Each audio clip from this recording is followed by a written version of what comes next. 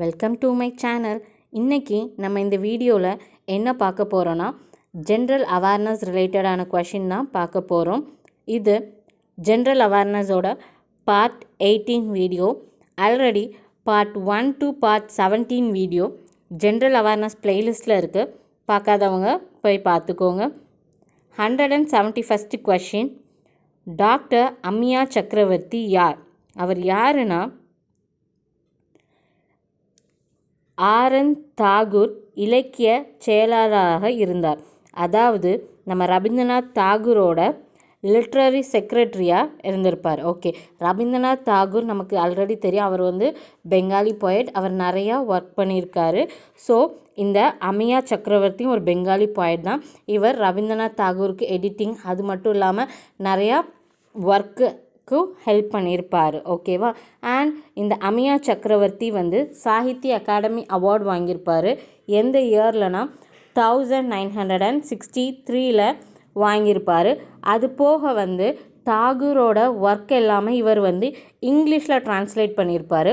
So அப்படி translate பண்ண புக்கில் ஃபஸ்ட்டு புக் என்னென்னா அ தாகூர் ரீடர்.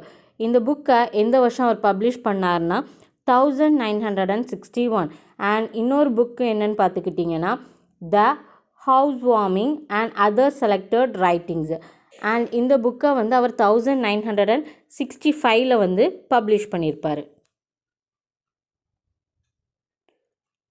அடுத்தது 172nd கொஷின், அக்பரின் கீழ் மீர் பக்ஷி என்ன கவனிக்க வேண்டும்? அதாவது under Akbar Mir Bakshi was required to look after what?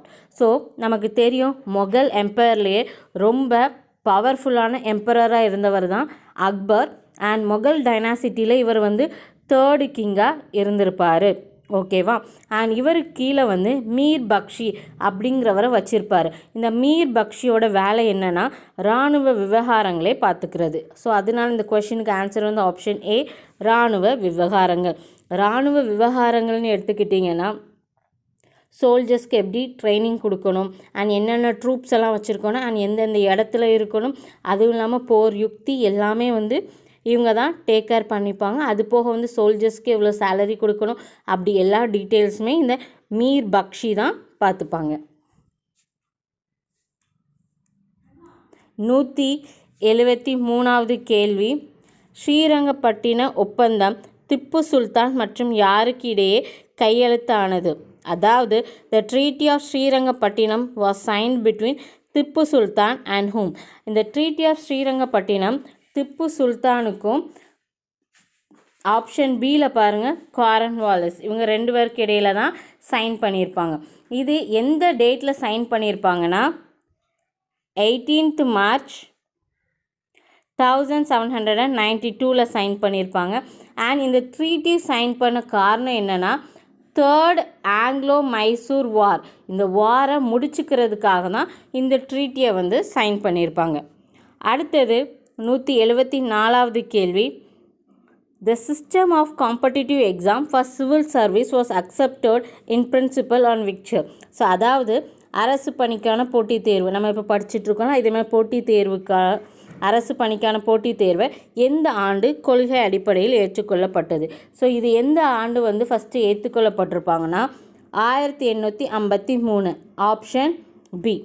And எந்த ஆக்டுக்கு கீழே இது வந்திருக்கோன்னா charter act, CHARTER, charter act. Okay, இந்த ஆக்டுக்கு கீழே தான் அரசு பணிக்கான போட்டித் தேர்வு முறை வந்திருக்கும். ஓகேவா? இதுவே நம்ம இந்தியாவில் சிவில் சர்வீஸ் எக்ஸாமினேஷன் எப்போ ஆரம்பிச்சிருப்பாங்கன்னா 1922. இந்தியாவில் சிவில் சர்வீஸ் எக்ஸாம்ஸ்லாம் 1922 ஆரம்பிச்சிருப்பாங்க. அண்ட் முதல்ல எங்கே இந்த அரசு பணிக்கான போட்டித் தேர்வு நடந்திருக்கோன்னா அலகாபாத். அதுக்கப்புறம் எங்கே நடந்திருக்கோன்னா டெல்லியில் நடந்துச்சு. 175வது கேள்வி, through which one of the following the king exercises control over villages in Vijayanagar empire? Okay, இது என்னென்னா நம்ம நிறைய எம்பரர் பற்றி படிச்சிருப்போம். இங்கே விஜயநகர பேரரசர் இருக்கார்ல, அவர் அவரோட ஆட்சியில் இருக்கும் போது கிராம மக்களை வந்து எப்படி வந்து அவர் கட்டுப்பாட்டில் வச்சு எப்படி ஆட்சி பண்ணார், அதான் நம்மளோட கேள்வி. ஸோ அவர் என்ன வச்சுருப்பாருன்னா மகாநாயக் ஆச்சாரியார்ஸ் வச்சுருப்பார். ஓகேவா? So option D. இவங்க என்ன பண்ணுவாங்கன்னா இவங்க வந்து வில்லேஜில் கிங் போடுற ரூல்லாம் ஃபாலோ ஆகுதா, ஸோ கரெக்டான அட்மினிஸ்ட்ரேஷன் நடக்குதா, கரெக்டாக டேக்ஸ் கலெக்ட் பண்ணுறாங்க, எல்லாத்தையும் வந்து இந்த மகாநாயக்காச்சாரியார் பார்த்துப்பாங்க. எந்த ரூல்லனா விஜயநகர பேரரசரின் ரூலில். அடுத்தது 176வது கேள்வி. விஜயநகர ஆட்சியாளரான கிருஷ்ணதேவராயரின் படைப்பு அமுத மால்யாத்தா எந்த மொழியை இருந்தது? ஓகேவா? நம்ம விஜயநகர பேரரசு பற்றி பார்த்தோம். அதில் ஒரு கிங் வந்து கிருஷ்ணதேவராயா. இவரோட ஒர்க் வந்து என்னென்னா அமுக்த மால்யாத்தா. ஓகே, ஸோ இந்த ஒர்க்கை வந்து அவர் எந்த லாங்குவேஜில் எழுதியிருப்பாருன்னா தெலுங்கு லாங்குவேஜில் தான் எழுதியிருப்பார். Answer option A, Telugu. And இந்த புக் வந்து எதை பற்றினா wedding of Vishnu and Andal, ஆண்டாளும் விஷ்ணுவோட மேரேஜை பற்றின புக்கு.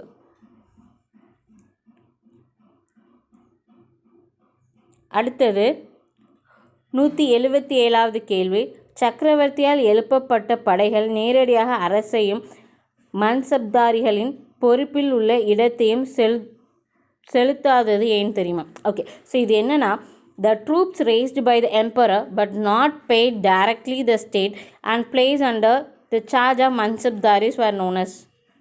ஓகே, இது என்னென்னா நம்மளோட இதுவுமே எந்த எம்பரர் கீழே இருக்குன்னா அக்பர் கீழே தான். ஓகே, ஸோ ஆல்ரெடி நம்ம பார்த்தோம்ல முந்தின கொஷின்ஸ் எல்லாம் அக்பரோட ரூலில், அதே மாதிரி தான் இந்த மன்சப்தாரி சிஸ்டமும் அவர் வச்சுருந்தார். இந்த மன்சப்தார்ஸ் என்ன தெரியுமா பண்ணுவாங்க, அவங்க இருக்கிற லொக்காலிட்டியில் அவங்க லோக்கலி வந்து சோல்ஜர்ஸை ட்ரெயின் பண்ணி ட்ரூப்ஸ் எல்லாம் ரெடி பண்ணி வச்சுக்கணும். ஓகேவா? ஸோ அதுதான் வந்து மன்சப்தாரி சிஸ்டம். ஸோ அது கீழே இருக்கவங்கள என்னன்னு சொல்லுவாங்கன்னா டாக்கிலி அப்படின்னு சொல்லுவாங்க. ஆன்சர் ஆப்ஷன் டி, டாக்லி. ஸோ இவங்க எல்லாமே அரசரோட ரூலை தான் ஃபாலோ பண்ணுவாங்க. ஆனால் அரசர் வந்து இவங்க டேரெக்டாக வந்து ட்ரெயின் பண்ணியிருக்க மாட்டாங்க. அரசருக்கு கீழே மன்சப்தாரிஸ்ன்னு இருப்பாங்க, அவங்க தான் இந்த ட்ரூப்ஸ் எல்லாம் ட்ரெயின் பண்ணி வச்சுப்பாங்க. 178வது கேள்வி.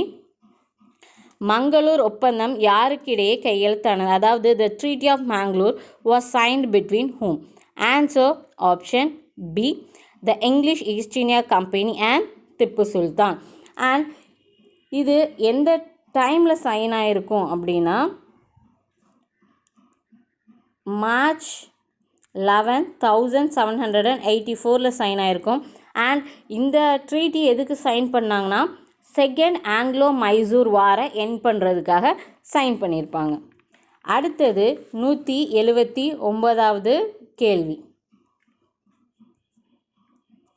To conquer and annex Peshawar and Punjab, Muhammad of Ghazni defeated whom? So இந்த பேஷ்வார் அண்ட் பஞ்சாப் இருக்குது தெரியுமா, இந்த இடத்த அவங்க கைப்பற்றுறதுக்காக முகமது கஜினி யாரை தோக்கடிச்சாங்கன்னா ஆன்சர் ஆப்ஷன் டி, ஹிந்துஸ்தானிஸை தோக்கடிச்சிருப்பார். அடுத்தது 180வது கேள்வி. கரிகாலனின் வெற்றிகளை எந்த நூலில் சிறப்பாக சித்தரிக்கப்பட்டுள்ளன? So the victory of Karikala are well portrayed in which book? So எந்த புக்கில் வந்து கரிகால பேரரசனோட வெற்றிகள் பற்றி கூறியிருக்குன்னா ஆன்சர் ஆப்ஷன் சி, பட்டின பாலை. ஐ ஹோப் இந்த கொஷின்ஸ்லாம் உங்களுக்கு புரிஞ்சிருக்குன்னு நினைக்கிறேன். அண்ட் ஏதாச்சும் டவுட் இருந்தால் கமெண்ட் செக்ஷனில் சொல்லுங்கள். அண்ட் பிடிச்சிருந்தால் லைக் பண்ணுங்கள், சப்ஸ்கிரைப் பண்ணுங்கள். உங்கள் ஃப்ரெண்ட்ஸ் யாரெல்லாம் எக்ஸாமுக்கு ப்ரிப்பேர் பண்ணுறாங்களோ அவங்களோட ஷேரும் பண்ணுங்கள். Thank you all. தேங்க்ஸ் ஃபார் வாட்சிங்.